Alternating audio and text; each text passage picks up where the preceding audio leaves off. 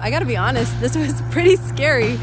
In this episode, our contractor and his crew moved this 14 by 65 foot, 40,000 pound wheelless mobile home using nothing but a homemade hydraulic jack system, an excavator, and some large wood beams into its new and temporary location here on our land so that we can finally begin building our new home where the mobile home used to sit.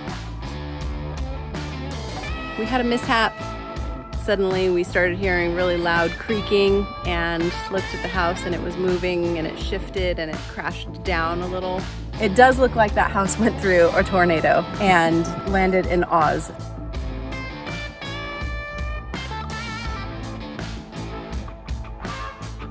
How did the wood get stuck under the house?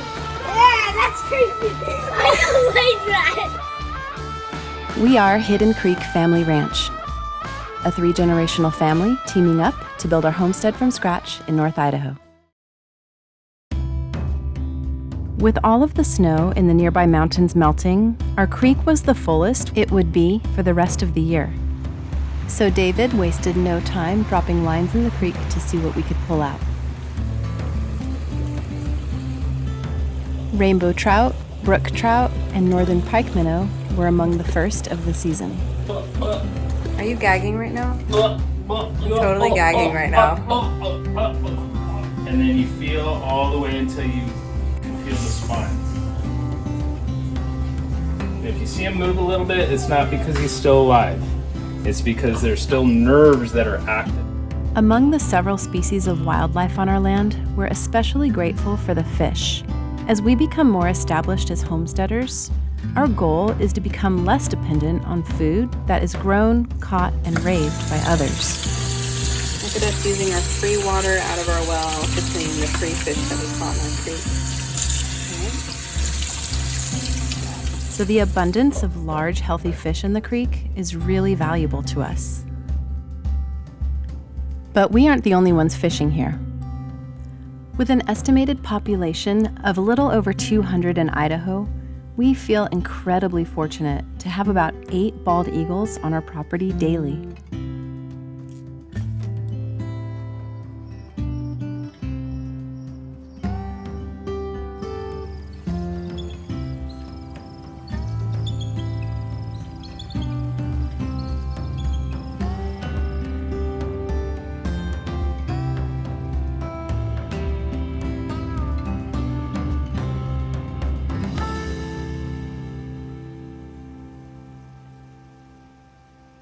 Hey guys, we had a pretty big setback that ultimately delayed our ability to move the mobile home and start building our house where it sits. When we filed for our building permit application with Bonner County, they informed us that if our structure is going to be within 300 feet of a body of water, which ours is actually 200 feet, they require us to have a stormwater management plan that is designed by a civil engineer and includes a geotechnical survey. So that ended up costing us nearly $8,000 and 1 month of time. And as disappointing and as expensive as that was, we actually think that in the long run, it probably is working out for the best for us, because the area where we really want to put the mobile home is still a bit of a swamp. David had pulled out a couple of big boulders using the tractor, and then we got hit with a pretty big rainstorm, so that whole area filled with water and basically turned into a big, muddy swimming hole.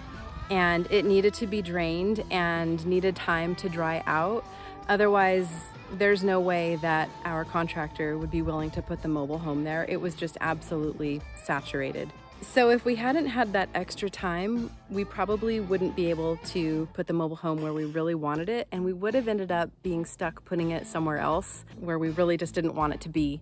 It would have been a lot less convenient and a lot less attractive. Not that it's attractive anywhere, but just trying to make the best of what we have here. So we do think that in the long run, it all worked out for the best. So with all of that said and done, today is the day that Joel, our contractor, and his crew are going to move this mobile home. It's going to be totally amazing and wild because this thing doesn't have wheels on it. It has no wheels under it, it has no axles, and it has no tongue. So it can't be towed unless we put all of those things on. And Joel priced it out and it was gonna cost about 10 grand just to move it about 60 feet, 10 grand. And he just didn't feel good about that, and he felt pretty confident, very confident, that he could get the job done for us for a lot less money. So we're super grateful that he's gonna give this a go, but it's gonna be crazy because all he plans on using is an excavator and some really large wood beams and his homemade hydraulic jack system. We're just gonna sit back, stay safe, watch the show, and just pray that everything goes well and no one gets hurt.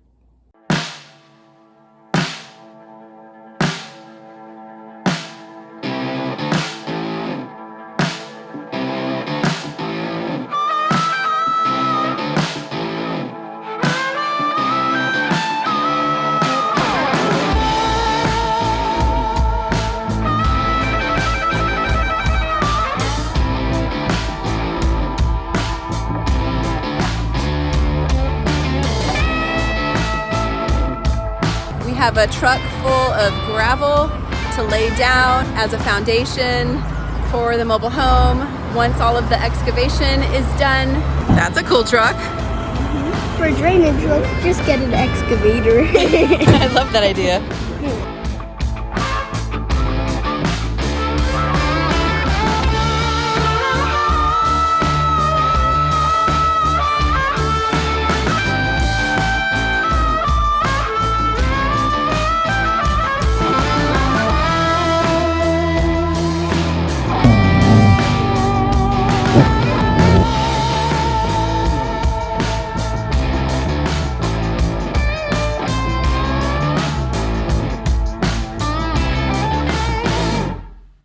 So what is this thing? This is a jacking system to the house. That's a hydraulic pump right there. And that's a manifold that goes to each one of the different hoses that controls the jacks underneath. So I can control all of the jacks underneath with the push button to lift them up. And this manifold will do up to 12 jacks at one time. So it can raise around 500,000 pounds. Oh wow. What's the most you've raised with it? Probably about 280,000. No kidding. I've raised, 2,500 square foot homes up 10 feet with this. Wow. I spent a little time building this thing. Should have it patented, huh? I kind of went off of other people's designs, but I bought all the various different parts and then put it all together.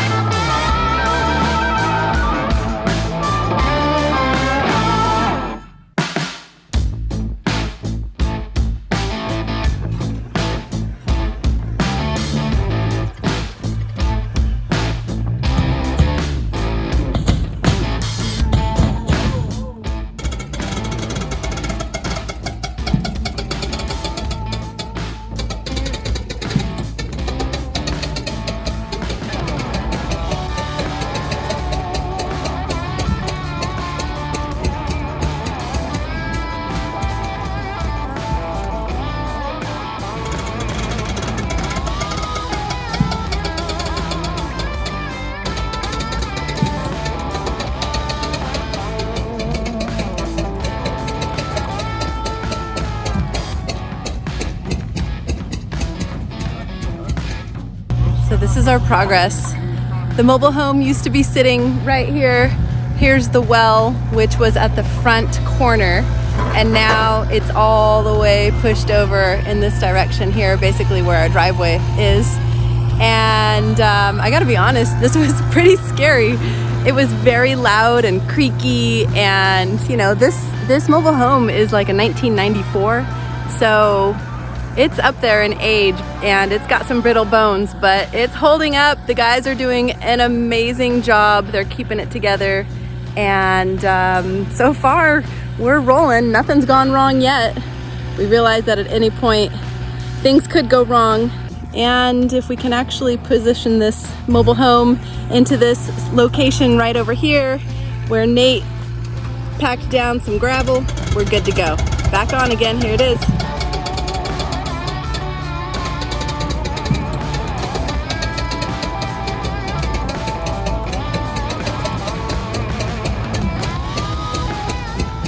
All right, kid, how you feeling about this? Nervous. Yeah, nervous. Tell me more.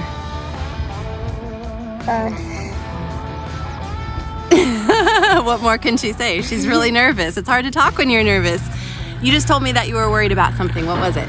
I was worried about my toys getting destroyed, and they like costed so much money. So much money. And I don't want to.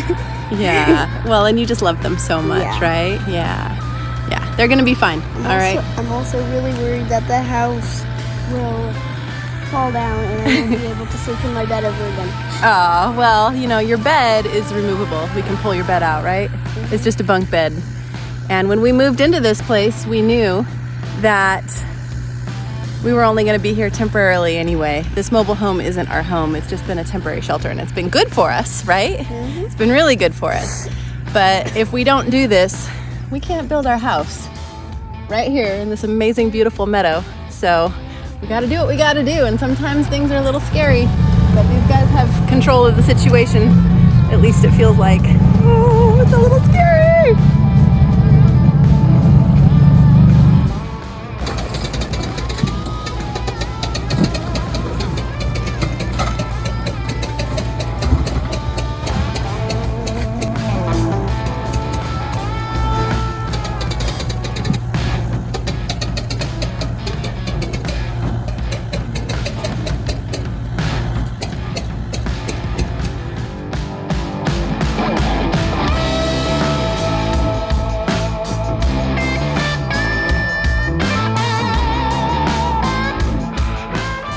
So the guys are just about finished moving this beast into position on the gravel that they laid just a few hours ago. And it's absolutely amazing. I'm totally blown away that they were able to pull this off just simply with that one machine right there. And some manpower, some ingenuity, some persistence, a bit of stubbornness, and a lot of courage. This was definitely a very scary thing to do. But here we are, we're almost done, and it's basically gone seamlessly.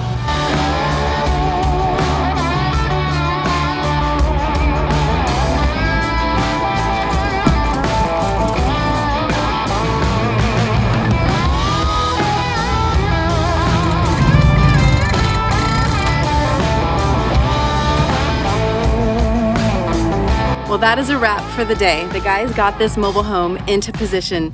It is not level yet. In fact, it is still sitting on those big wood beams. So the guys are gonna get some rest tonight. They're gonna come out early tomorrow morning. They will jack this house back up again using that hydraulic jack system, remove the wood beams, and then ease the house down on top of those cinder blocks again.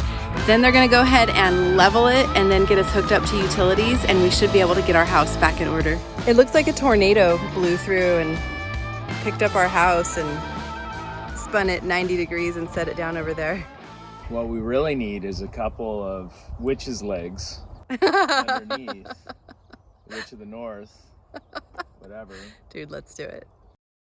I'm frightened. What? What? How did the witch get stuck under the house? Yeah, that's creepy. I don't like that. Touch it. See if she wondering see if when she I went moves. No. Oh.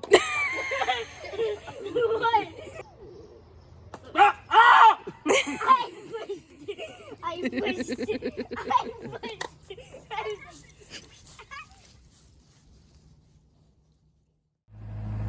It's day 2 on the mobile home move. The guys are out here bright and early, getting a start on it. We slept in it last night. It was weird, a little crooked, but not too bad.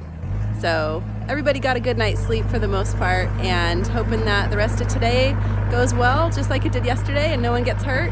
And we try to straighten this thing up and make it look a little more pretty and get our utilities hooked up and then put the rest of the inside back together. Joel and Papa spent about an hour digging holes out underneath the mobile home to stand the jacks in so that they could then raise the house up, remove the beams, and ease the house back down onto the cinder blocks again. But unfortunately, this part didn't go as planned. We had a mishap and everybody's okay. Joel and Papa were on the back end of the house and just working on jacking it up and getting cinder blocks underneath it. And suddenly we started hearing really loud creaking and looked at the house, and it was moving and it shifted and it crashed down a little, like back onto the beams that it was on. But down here, I think we hit ground, yeah? We hit ground right here? It's settled on ground, but it's on top of the hydraulic lines, so. That's the big disappointment here, is that it landed on top of Joel's hydraulic manifold system, which controls the jacks that pump the house up. So it's broken and trapped. Joel left for the evening to try to figure out what he's gonna do. So he's coming up with the plan, and we'll spend the evening, we'll probably spend the night, just camp out. I'm in the camper show, or the camper. Yeah, we got the camper, we got a tent, and we'll figure it out. It's a setback, but these things happen, and I'm certain that he'll come up with a solution. We'll figure something out. Not the end of the world, just a setback. The cause of the mobile home becoming unstable and crashing down was actually the mud. In order for Joel and the guys to get the hydraulic jacks under the house, they had to dig deep beyond the crushed rock foundation and about 1 foot into the mud. With the jacks in place and the hydraulic system elevating the house, the mud beneath the jacks was unstable and caused the system to give way under the weight of the house.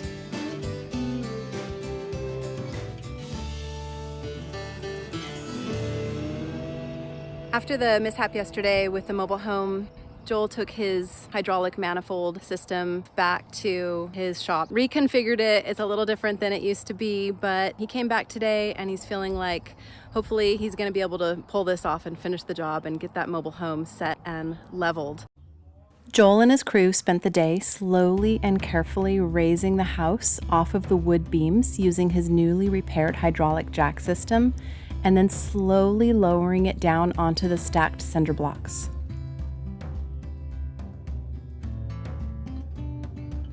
The mobile home, as you can see, is level. I mean, it was daunting to say the least to put it where they put it, but it's temporary until we get the house built.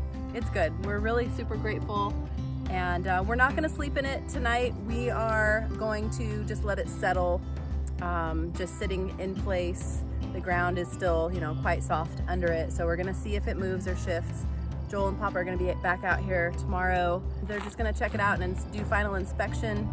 And if everything's looking good, he's going to go ahead and hook up our utilities. And at that point, I'll go ahead and start putting the whole house back together, because basically just about everything is down on the floor and away from the walls. And it does look like that house went through a tornado and landed in Oz.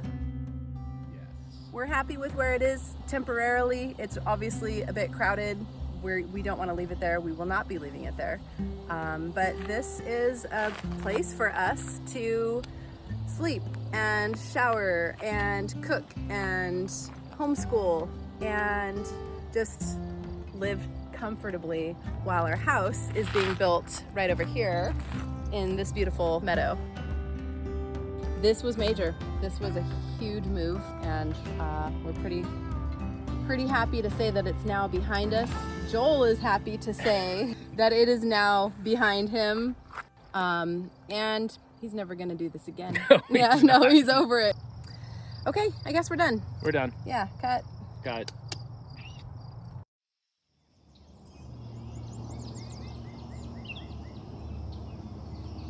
Today, Joel and his guys are out here and they are taking apart this old decrepit deck that was on the front side of the mobile home as a porch along with the steps, and they're just going to break it down to about half the size that it was and rebuild it and reattach it so that we have a bit of a landing area right off the front door.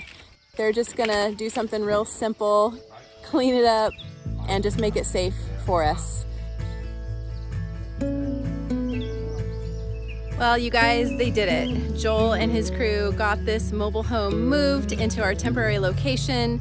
It's leveled and it's now connected to water, power, and septic. So it's officially a livable space again. And all I need to do is get in there and clean it up. And that's it. We're just gonna be kind of settling into our new living circumstance. And Joel is planning on breaking ground next week. With the mobile home successfully moved to its new and temporary location, we settled back in and anxiously awaited the events of next week. Our first big family campout here at Hidden Creek. And finally, after 7 years of planning, we break ground and begin preparing the foundation for our new home. And fortunately for us, this monumental task will probably even be an enjoyable experience for us, because we have absolute confidence that our contractor and his crew are competent and capable of overcoming any challenges they may be faced with.